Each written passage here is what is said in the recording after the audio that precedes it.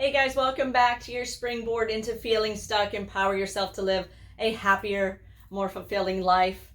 As you move into Tenet 1 about awareness and accountability, consider their importance. They are absolutely necessary for all of us if we want to move forward and to grow. Personal awareness and accountability to both the good and the not so good parts of ourselves is totally necessary. And with that said, so is personal forgiveness. Maybe you have been or done or said things in the past you now wish you had not. I think we've all done that before, but here's the thing. Since you can't change the past, all you can do is own it, learn from it, and move forward as a better person.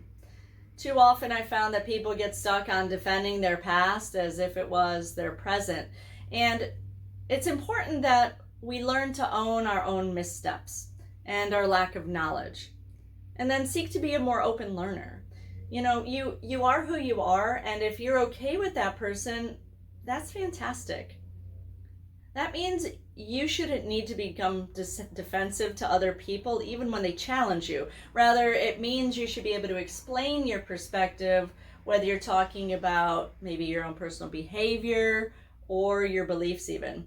Now, I'm not talking about subtle arguments that people have. I'm talking about, bigger, deeper issues. So as you move into Tenet 1, I'm going to ask you where you may feel disconnected or lost.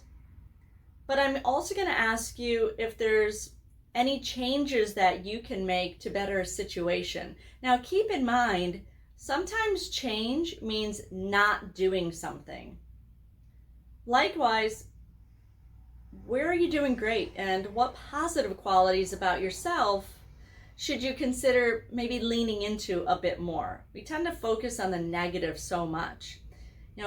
Too often I'd say people shy away from embracing their best selves or the parts of their life that are going great, and they spend too much time focusing on the things that they wish were different. So for those of you using the companion workbook, there's going to be an exercise in there called the honesty chart. And what that's going to do is ask you to describe yourself, your values, your judgments, your obstacles, and then your accountability to them all. And there's a further exercise called a values elicitation, which basically helps you list and define your values for any of the sectors of self. And I found that it's really eye-opening when people do it, because especially when people do it with respect to work, they can evaluate if their work aligns with their actual values about work, or have had couples do it together to see where their values align, and even how the same word might mean something different.